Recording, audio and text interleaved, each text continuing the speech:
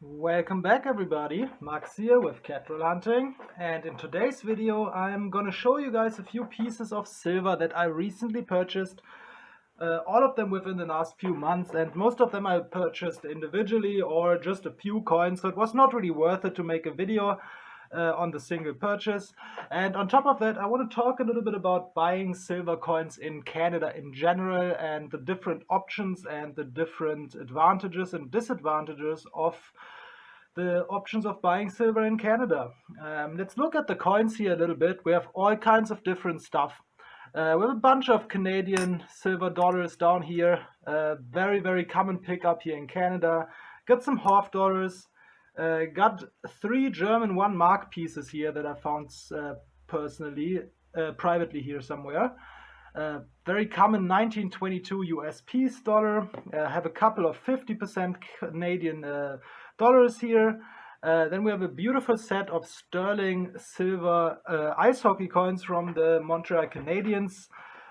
We have a beautiful 1976 Canadian silver dollar. Well, miscellaneous 1 ounce bar here. Silver Britannia 1999 with the sitting horse design, which is only been produced in 97 and 99. 99 was the 3rd year of the Britannia, so this is technically not a bullion coin because it has only 95.8% silver, I believe. Still, they switched that at some point. I'm not exactly sure which year they switched to 999, but they started with 95.8% silver. Here we have a Canadian mint 1 ounce Star Trek coin. Very low mintage, beautiful coin. Was very happy to pick that one up. And we have a Canada 2012 60th anniversary of Queen Elizabeth proof coin. Absolutely awesome. This is also sterling silver and just a little bit over 1 ounce of pure silver. Very large, beautiful coin. And what all of these coins have in common is that I bought them all privately. I did not buy them from a coin shop. I did not buy them online. I all bought them in the private sector in different circumstances. A few of those silver dollars I bought from people that got referred to me by friends that knew that I collect coins. Some of them I bought on Craigslist. Some of them I bought on yard sales, flea markets, all kinds of different settings. So that's what I wanted to talk about today, because if you break down buying silver coins in Canada, there's basically 3 or 4 options, however you want to see it. There's, as I said, the private sector, so Craigslist, flea markets, buying old collections of people that don't want them anymore. And that is the way I buy most of my silver. The big advantage of it is that you definitely get much better deals than you would get in the online market or in coin shops. Especially for Canadian junk silver, which is quite common obviously here in Canada, and many people have it, and many people inherited it, got it as a gift, had it lying around for a long time and are willing to sell it. The same with most of those Canadian mint products, which very often are given out to people as gifts or something like this. Like these ice hockey coins is the typical kind of gift coin. If somebody is a fan of the team, he will be very happy to receive that coin. So that's the kind of stuff people have, and you see stuff like this popping up on Craigslist, you see it on Kijiji, you can see it on yard sales, flea markets, as I said. Advantage there being that I usually do not want to pay much more than spot for my silver, and that is very difficult in today's market, especially online. So that's what happens if you buy privately. I do not ever really spend more than spot for my silver. I'm trying to be 5% under spot if I buy silver privately usually. So that is a big advantage because you pay so many crazy premiums online. For example, I paid $30 for this one. It's 1 ounce 99 Britannia. Online you would not find this for under 40 Canadian dollars right now. Same here with this beautiful 60th anniversary Queen Elizabeth coin. I paid also $30 for this, and it's a 1 ounce coin, so it's basically spot right now. Online I would pay significantly more because that's a premium coin that has numismatic value, and I did not find a single copy for under $75 online. So as you can see, you can definitely get some good deals. Same here with this happy birthday 1 ounce silver coin bar. And I'm usually not a big fan of silver bars personally, but this one was my birth year, so I had to get it, and I also got it for silver spot, so I was very, very happy with that. So yes, the disadvantages of buying online is basically, the disadvantage of buying privately is that it is very inconsistent. So you cannot buy exactly the coins that you want. You cannot buy them exactly at the time you want them and in the amount you want them. But what I mean by this is that if you're looking for deals privately, you will very often not find something for weeks and weeks to then find 3 big purchases within a few days. So it's very, very random. And obviously, you cannot buy specific coins. So if you're a coin collector who is chasing specific items and who is not just trying to get the most amount of silver for the best price as I do, this is not the way for you to go. Of course, you can get lucky and you can find coins that you really, really want. But for specific coin collectors, you basically have not really other options than buying it in coin shops online or on coin shows.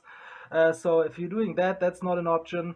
Also, it is a lot of effort. That's the other disadvantage. Buying online has the convenience of just clicking a few times and receiving a package a few days later. So that's very, very convenient. You don't have to go out of your way. You don't have to meet people. You don't have to worry about counterfeits.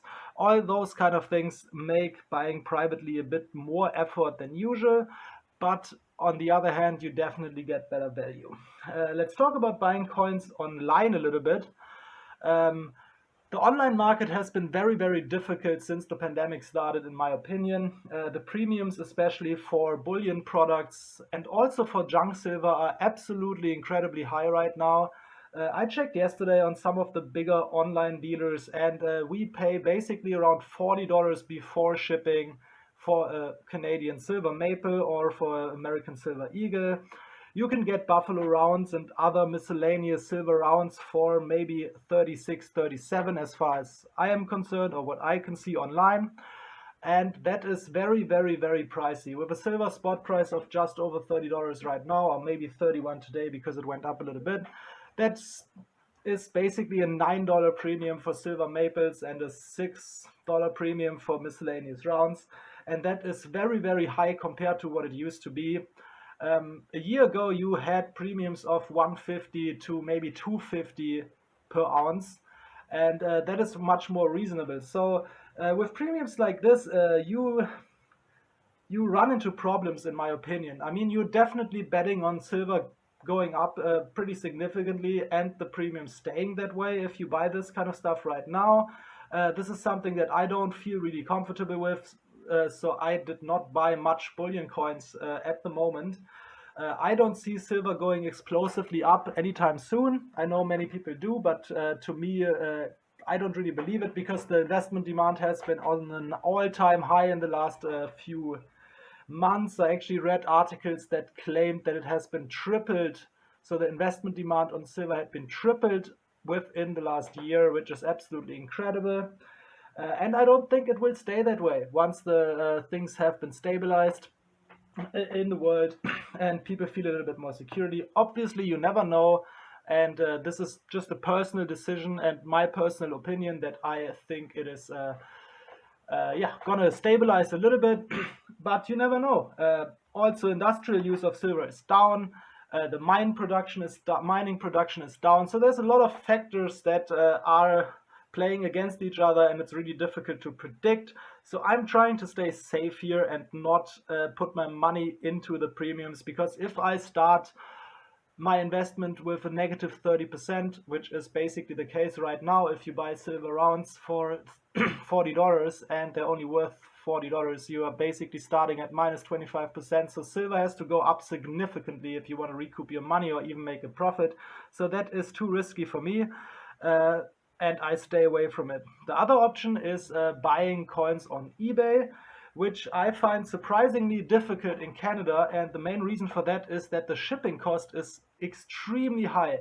If you buy from the US, it's through the roof. Even if you buy from Canada, it is still usually between $3 and $8, even for single coins. Of course, there's exceptions, but the majority is very, very high shipping. And I also see very, very high bids on very, very common silver coins online. I've seen silver dimes for selling for 250 before shipping in many, many cases, which is way too much in my opinion. I wouldn't pay more than 160 or maybe 170 including shipping. So I find eBay very, very expensive. I have a lot of experience buying things like this on eBay in Europe, and it is very, very different there. Shipping is usually around 80 cents for one coin and maybe 150 for up to 10 coins. So you do not lose that much money. I saw auctions for Canadian silver $half on eBay Canada where you have $5 shipping and they still sell for around $10, and I don't believe they're worth more than $10 including shipping right now. So that has not been really an option for me. There's definitely exceptions to that rule. Found certain coins on eBay, mostly international coins, for a good price, but it's a rare occasion. And then the third option to buy silver coins is obviously coin shops. And in my personal experience, I would place those coin shops in between buying privately and buying online.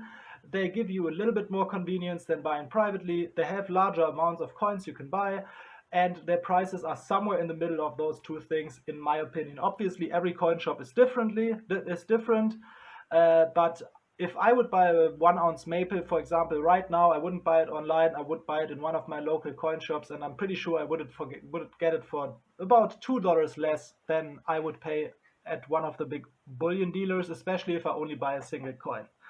The other advantage with coin shops is obviously that you can negotiate and that you can build a relationship with the owners of the coin shops, which will lead to you getting better prices, better deals, and so on.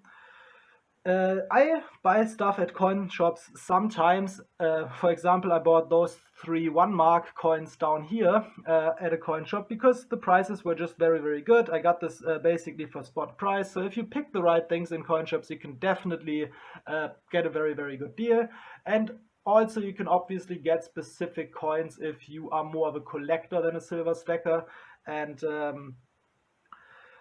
yeah, need specific coins for your collection. The last thing I wanted to talk about, which is kind of the same category as a coin shop, but not really, is scrap metal dealers. And I've made very, very good experiences with scrap metal dealers personally, because they often do not care much about the numismatic value of the coins. And they often don't know much about it in the first place, which I find pretty surprising if you're in the business like this, but this is my experience, how it has been. Often they even don't know 100% the percentage of their silver coins, so they will give you a bin of 50%ers and you will find a bunch of 80%ers in there. So there's a lot of value in there. A scrap metal dealer does not care so much about the numismatic value because they basically buy all kinds of silver and gold products just for the scrap metal value and buy it by weight and usually sell it to you by weight. At least that's my opinion. It's my experience. And that is, for me, probably the best option to buy larger amount of coins for a good price, because usually those scrap metal dealers buy silver for 10 to 20% under spot. And especially with coins and stuff that has a lower percentage, they're very, very often willing to let it go for a good price, especially if you're a regular customer. You can get stuff for spot, and I even got stuff for slightly below spot from scrap metal dealers before. So that is something that I would advise anybody to try. If you see those places that say we buy gold and silver, you can just walk in there and ask them if they have some junk silver coins. And I had success with that and got much better deals. And on top of that, found definitely coins with much higher numismatic than silver value within those silver coins. So you can actually grind some value there. And if you do not care about the collecting coins, reinvest the extra value into buying more silver, basically. Yeah, I think that's it for today. I hope you enjoyed it. I love all of these kind of coins. This is a very nice miscellaneous collection of coins. Love the silver bar here. It's very, very pretty. And overall, I really enjoy hunting for those silver coins. And I personally don't mind the effort of grinding it a little bit out in the private sector and being extra happy if you find a purchase, because it always feels good to get a great deal. And that's what I'm mainly after, buying and stacking silver. I hope you guys enjoyed this, and I see you guys next time for probably a hunt, or maybe next weekend for the quarter battle I have with North Central Coins, and I would really appreciate if you guys stop in. We always stream Saturdays at 5 p.m. Pacific time or 8 p.m. Eastern time in Canada. So if you guys haven't watched us and you guys are interested, we do usually nickel or quarter battles and just chat about coins and stuff, and it's always a fun time. I wish you guys an awesome weekend and see you soon. Have a good one.